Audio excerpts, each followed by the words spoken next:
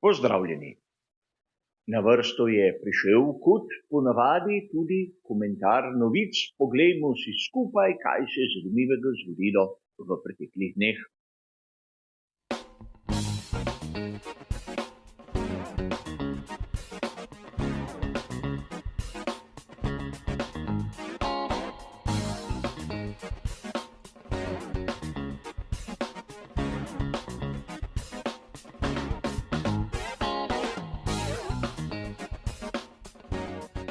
Tudi tokrat brez velikih sprememb na našem znanem formatu. Ukvarjali se bomo s 4 sklopi novic, kjer bom citiral določene članke. Če vas zanima, bližnjice do originalov so navedene v samem opisu.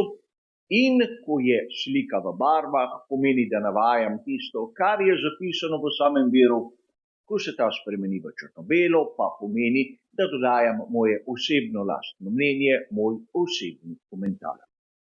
Tako tudi tokrat smo ponovili pravila tega malce drugačnega formata, zato se lahko lotimo kar naše prve današnje teme. Na samem začetku se moramo ustaviti pri članku, ki je bil objavljen 17. decembra na spletnem portalu motosport.com.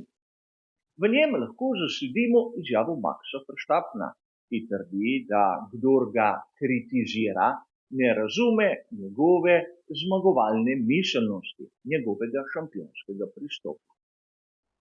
In tu je treba dodati, da Max Verstappen ima kar nekaj, imenujemo jih nasprotnikov, med britanskimi novinarji ter bivšimi vozniki, kjer lahko vidimo marsikatero izjavo, kjer 4-kratnega svetovnega prvaka nekako želijo postaviti v kot.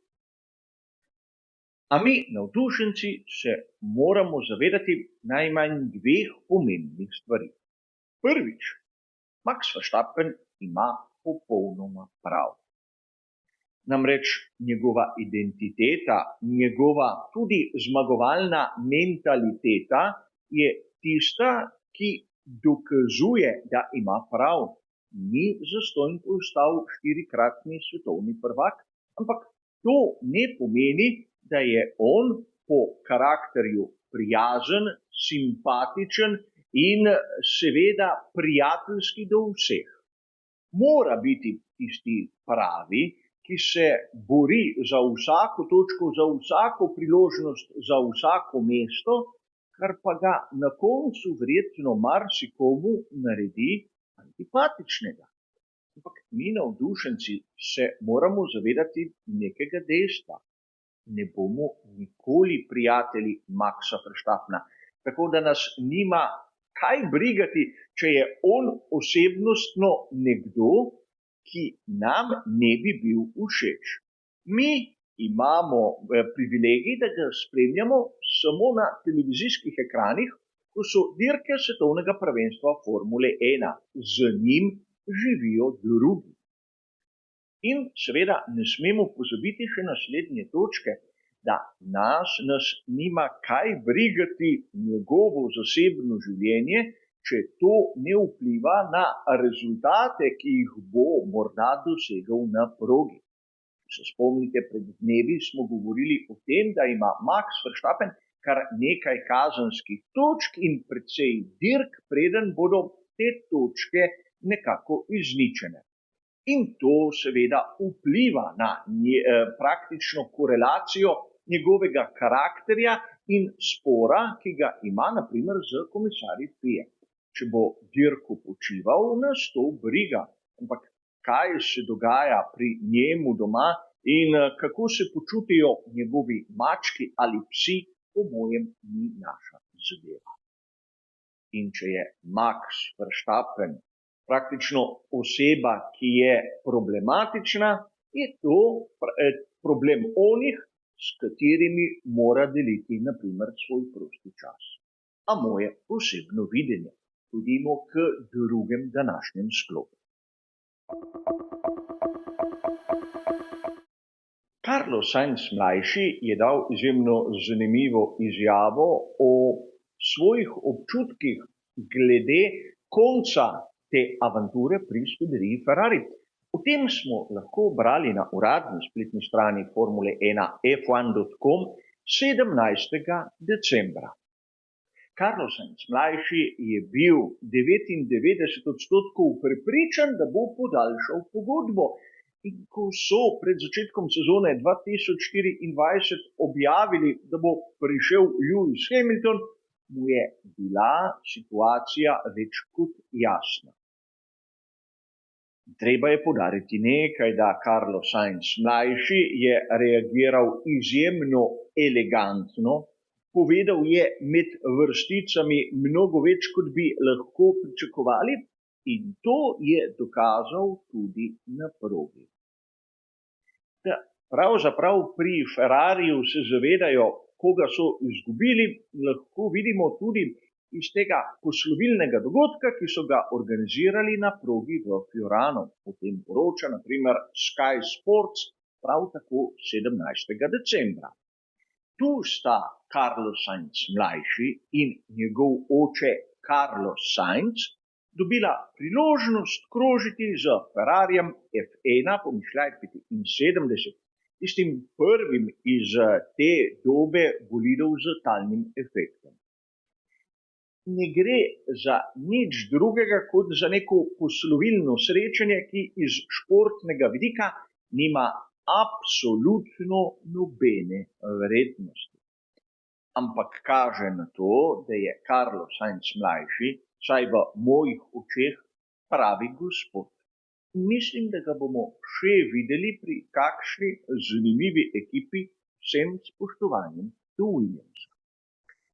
A pojdimo k tretjim današnjem sklopu, kjer imamo zopet novico vezano na skuderijo Ferrari.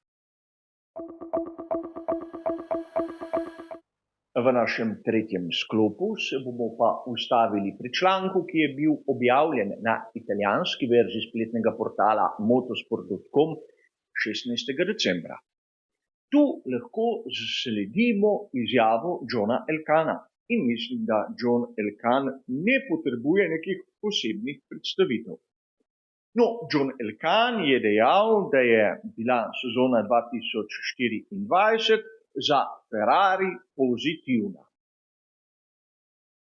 Tu mi, navdušenci, se lahko začnemo spraševati, kako pozitivna. Res dosegli so 5 zmag, zmagali naprimer veliko nagrado Monaka in veliko nagrado Italije, ampak na koncu v bistvu izgubili boj z McLarenom, kar se tiče naslova svetovnih prvakov med konstruktorji. Pred samo sezono smo zvedeli, kot sem že omenil v prejšnjem sklopu, da bo prišel v sezoni 2025 v Maranello Lewis Hamilton, ampak Adrian Newey jim je lepo dejal ne. Je bila ta sezona za skuderijo Ferrari pozitivna? V mojem skromnem videnju absolutno ne. Sezona 2024 bi lahko bila neke vrste standard za skuderijo Ferrari. Nekaj takega bi morali pokazati vsako leto, ne samo takrat, ko jim gre vse dobro. In tu je treba dodati še nekaj, da John Elkann v bistvu hoče dvigniti nekako popularnost ekipe, ki pravzaprav ni zmagala nekega naslova že kar precej let, da ne rečem desetletij. Videli bomo, kaj se bo zgodilo v prihodnosti, ampak o tem, ali je bila sezona pozitivna ali ne, ima lahko vsakdo izmed nas svoje lastno mnenje. Pojdimo še k zadnjemu današnjemu sklopu. Za konec pa še tista malce bolj postranska novica, tista obrobna tematika, ki pa zna biti za marsikoga izmed vas še kako zanimiva. Kot smo lahko brali v mnogih virih in sam navajam članek iz spletnega portala GP Blog, ki je izšel 17. decembra, naj bi pri Red Bullu razdrli dogovor s Serhijem Perezom. In tu je najprej treba poudariti, da Perez ima veljavno pogodbo tako za sezono 2025, kot tudi za naslednjo 2026. Gre seveda za govorico, kar je lepo napisano tudi na vrhu samega članka. A verjamem, da mnogi, ki so to novico prevedli, reciklirali, povzeli, so pravzaprav pozabili na to malenkost. Do tega trenutka, ko snemam ta prispevek, ni prišlo še do nobenega uradnega razglasa. Kot običajno moram nekaj dodati. Da o Sergiju Perezu v sezoni 2024 je bilo ogromno govora. Da smo v zaključku sezone iz Velike nagrade v Veliko nagrado brali članke o tem, kako je zagotovo izgubil sedež. Marsikateri prepisovalci in prevajalci po mojem mnenju mislijo, da pravzaprav imajo mesto pod tisto mizo, kjer se dogaja sestanek, kjer bodo Pereza odpustili in da lahko delajo zapiske, ki nam jih bojo nemudoma sporočili. In tu je težava, da dokler zadeva ni uradna, pač je brez veze komentirati. Nekatere spletne strani o teh govoricah niso niti poročale, ker pravzaprav ne povedo nič novega. A verjamem, mnoge navdušence zanima, kaj bo s Perezom. Ampak ustavimo za trenutek konje in počakajmo, da bodo pri Red Bullu povedali oni, kaj se je odločilo. Ne pa tisti, ki imajo kot običajno izjemno zanesljive, ampak nikoli imenovane vire. Kar se tiče današnjega komentarja novic, kot ste razumeli, bo pa to vse. Hvala za vašo pozornost in nasvidenje.